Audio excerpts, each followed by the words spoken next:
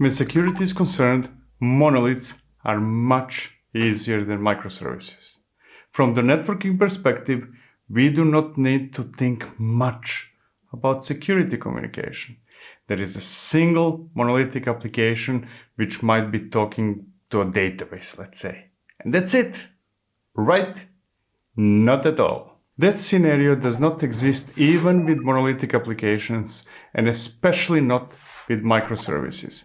A common misconception is that microservices are inherently more complicated than monoliths.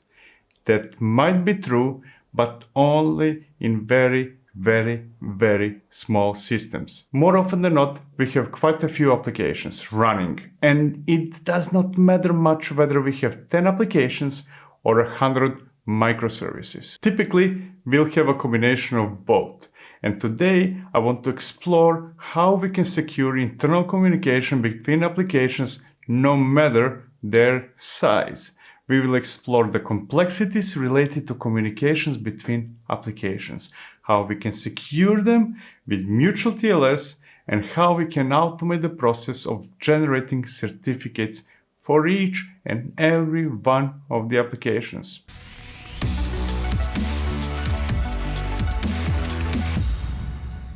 Typically, every system begins its life as a simple one. We have an application, a monolith. Do we need to secure that communication? No. It does not talk to anything else. That's the advantage of monoliths. They're simple, there's one of them, isn't it? Now, even with monoliths, we are likely going to split it into a front end and a back end. How do those speak to each other? It does not matter, at least from the security perspective. It's small, it's simple. Let's not complicate it. But there are some third-party applications we need to add to our system. We need a database. Is that it? Of course it's not. We need more third-party apps. We need pipelines that will automate our processes. It could be Jenkins or Tekton or Argo workflows or any other pipeline tool. Please notice that I'm calling them pipelines and not CI/CD, but we can talk about that in a different video. For now, you can translate my pipelines into your CI/CD. Now, is that it? Of course not. We are likely going to have a bunch of other third-party tools running in our clusters. So our simple one application system already grew to 2 applications we are developing and a bunch of third-party applications. There is already a lot of communication going on, and over time, we are likely going to have more applications of any kind. Now, let's talk about microservices. When you start splitting your monoliths into microservices, the number of applications will continue to grow. We might end up having tens or hundreds or even thousands of applications. Or that does not matter when securing the communication between them as long as it is automated. Securing the communication between hundreds of applications does not require 10 times more effort than securing 10 applications. With automation, scaling in quantity of applications does not require equal scaling in effort. Remember that. Anyways, let's talk about the communication between applications. Specifically, let's see how we can secure that communication with mutual TLS. Let's start with a simple question. What is mutual TLS? However, I will not go deep into it because we already explored it in that video when we talked about Ingress. So, here's only a quick rundown. Client connects to a server.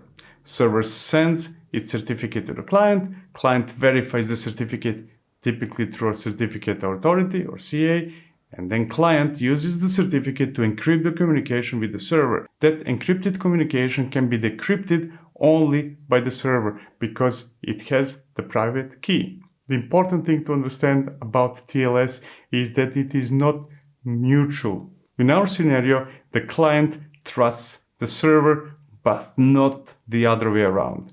The server does not know who the client is. That model works well for clients like, for example, browsers. It is unidirectional authentication where the client authenticated the validity of the server certificate and the server has no idea or does not even care who the client is. It would be great if that sort of communication is bidirectional or mutual, but for typical browser-based applications, it is often good enough. However, that same model does not work well for internal, often bidirectional communication between applications. If you would like to secure them, it would not be of much use to secure one towards the other, but not vice versa. That is why we need mTLS. mTLS is bidirectional or mutual authentication model. The idea is to ensure that parties on both ends of the network connection are who they claim they are. So, unlike TLS, the one without mutual party in it, we want both parties to confirm that they have correct private keys. mTLS is often used in zero trust scenarios where nothing and no one is trusted by default. Now, you might say, that's all good and dandy, but what does that really mean? How does mTLS work? Here it goes. Client connects to a server. Server sends its certificate to the client. Client verifies the certificate, typically through a certificate authority or CA. Now, so far this is exactly the same as TLS. Here's what's new. Are you ready? Well, now we do the same in the opposite direction. Client sends its certificate to the server. Server verifies the certificate, typically through a certificate authority, CA. Both the client and the server use the certificates to encrypt the communication with each other. Since each has the public key of the other but retains the private key, communication encrypted by one using the public key can be decrypted by the other. Now, I'm not specifically interested in client-server communication today. Instead, I'm more interested in mTLS between applications. Well, the story is the same, except that instead of a client and a server, we have two applications which might be in the same or in different clusters. Within that context, the question we have to answer is, what is the certificate authority or CA that verifies the authenticity of the certificates? For internal communication between applications, it would be silly for that authority to be a third-party CA running somewhere else, like, for example, Let's Encrypt. Remember, we are not talking about a client like a browser that needs to access that CA. We are talking about internal communication between applications running in the same cluster or within the same network. Such a CA should be internal to the cluster or the network. And that's where service meshes come in. Now, we'll get back to service mesh in a moment because I want to go through some of the benefits of mTLS first. First of all, we have on-path attacks. One could theoretically add a process inside a cluster, a container, that would intercept the traffic between two applications. Remember, we are not talking about client-server communication here, and that process could gather some data. However, with mTLS, that would not result in anything useful because the traffic is encrypted and the attacker would not have the private key to decrypt the traffic. Then we have spoofing attacks. One could add a process inside the cluster and start imitating an application. In such a case, the imitation could send requests to the real application and gather data. With mTLS, that is also not possible, or at least much harder, since the fake application would not be able to prove that it is the application it tried to impersonate. Then we have credential stuffing. One could get a hold of credentials and try to authenticate to an application inside the cluster. That could be, for example, a database. Still, with mTLS, that would not work because the attacker would not be able to prove that it is the application allowed to communicate with the application it is trying to authenticate to. There are quite a few other examples, but it all falls into two major categories. Others cannot decrypt traffic between the applications, and others cannot impersonate applications, hence any attempt to communicate directly with an app will be rejected. Now, when I say others, I mean not only other people or other processes, but even other applications that we deploy to the cluster, but we do not put into the mTLS machine. Now we can go back to to service meshes. Service meshes like Istio, LinkerD, and many others offer a massive number of features. We are not interested in any of those today. What we are interested in is mTLS, which all service meshes that I know provide, often out of the box. So we have two applications that need to talk to each other. Let me deploy the first one with kubectl namespace is demo. I'm going to apply whatever is defined in customer's base. I get an application, service deployment ingress, and then I'm going to deploy a second application. Actually, it's not going to be an application. I'm just going to run an image as a container based on Alpine. So kubectl namespace demo, I want to run something I will call other app. It is an Alpine image. I will never want to restart. I want to delete it after it's created. I want std entity vibe, and I'm going to execute sh into that container. And then I'm going to install curl by executing apk add-u curl. Now, what happens if I send a request from this other app to my first application, silly demo? Let's see. I'm going to execute curl http silly demo on port 8080, and I'm getting a response. This is completely unencrypted traffic, and nothing is preventing me to talk to that application. That application is responding back to me. I could do anything I want. There is no HTTPS, TLS, or mTLS, and neither app knows who the other one is. For all I know, the other app could be a malicious process. Someone might have started a process that impersonates an app or is sniffing data that flows between those two applications. Now, let's see how the same process works with mTLS managed by a service mesh, which in this case is LinkerD, but it applies to any other service mesh. To do that, first I'm going to exit from this other app, silly attempt to create a simulation of an application, and I'm going to delete the first application by executing kubectl namespace demo delete whatever is defined in customer's base. Now I'm back to where I started. What I want to do is to instruct a service mesh which is already installed in my cluster to enable mTLS for those two. It will automatically add the certificates to each and serve them when requested. So the first thing I need to do or show you is how I'm going to define my namespace.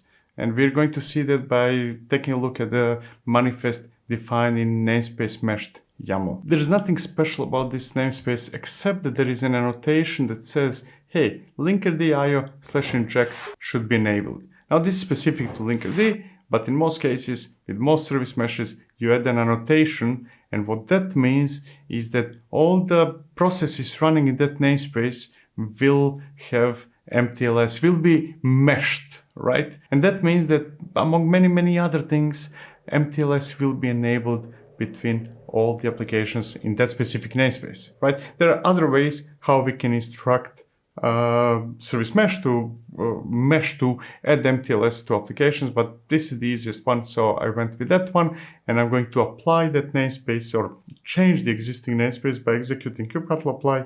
File name is namespace meshed YAML, and my namespace demo namespace is reconfigured with that single annotation. Next, I'm going to execute the same commands as before. I'm going to deploy the first application, the real application, with kubectl namespace demo, apply whatever is defined in customer's base, and I'm going to take a look at the pods currently running in my system. We can see that there is one pod, and that pod has two containers. You can see that by the column ready. Now that's strange because my application defines only one container, but the second was injected. That's the sidecar container that will from now on handle all outgoing and incoming traffic to this application. And that means that it will handle, among other things, mTLS, but we'll get to that in a second. Next, I'm going to run the Alpine application almost the same way as before. kubectl namespace demo, I want to run the other app. It's based on Alpine, and I'm going to let it sleep for a very long time. Now, before we proceed, I'm going to open a new tab and execute a LinkerD specific command, LinkerD with edges pod in a namespace demo. That will give me the list of all the pods that are managed right now in the demo namespace. And what matters, the reason why I'm showing all that is because there is that column secured, and it says tick, tick. Both pods of both applications, other app and silly demo, are now secured.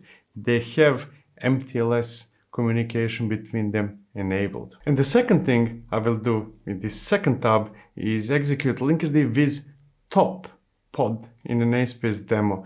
What that gives me is the communication happening between the pods or within the pods in that namespace. Right now you can see that TLS, not TLS, not TLS, not TLS communication, because right now those applications are receiving only health check requests, but we are going to change that soon, very, very soon. Now let me go back to the first tab and enter into the second application by executing kubectl namespace demo. I want to execute into it, I want std in, I want tty, the application is called other app, and I want to go to the container called also other app and sh into it. Right now I'm inside of that container and I'm going to install curl with apk add curl, and now I'm ready to send the request from the second to the first application. And I can do that with curl http silly demo 8080, and I get the response just as before. Now there's something fishy here, right? Because I'm still using HTTP communication. It's not HTTPS, it's not TLS, and it's not mTLS. Or that's how it seems. Did I fail? No. Here's what's happening. One application sent an HTTP request, not HTTPS, not TLS, not mTLS, HTTP request. That request went to the LinkerD sidecar of the same pod and was converted to TLS or HTTPS. From there on, the two sidecars started the dance. Sidecar of one application sent a request to the sidecar container of the other application. That container responded with the certificate. Now, the application that requested a certificate needs a certificate authority, CA, to verify the certificate, and that's where service mesh control plane comes in.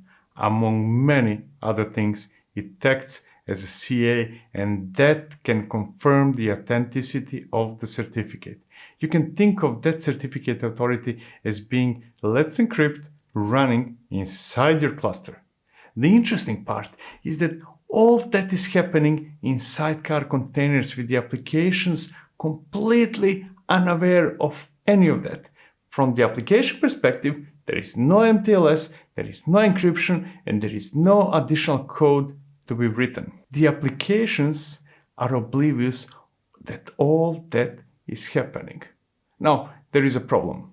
Some malicious process inside the cluster could do the same. It could start a pod inside one of the meshed namespaces and receive the same treatment. And that's where network policies and a few other things come in. Mutual TLS is only the beginning, not the end of the story of securing your cluster. We should, as a minimum, enable communication only through meshed applications. We should go even further and enable communication only between specific applications. Only those apps can speak with that app, and that app can communicate only with this database. Type of policies must be implemented. That, however, would be a subject of a different video, completely different video. For now, what matters is that you have a better understanding what mTLS is and how you can implement it using service meshes. Thank you so much for watching. See you next time. Cheers.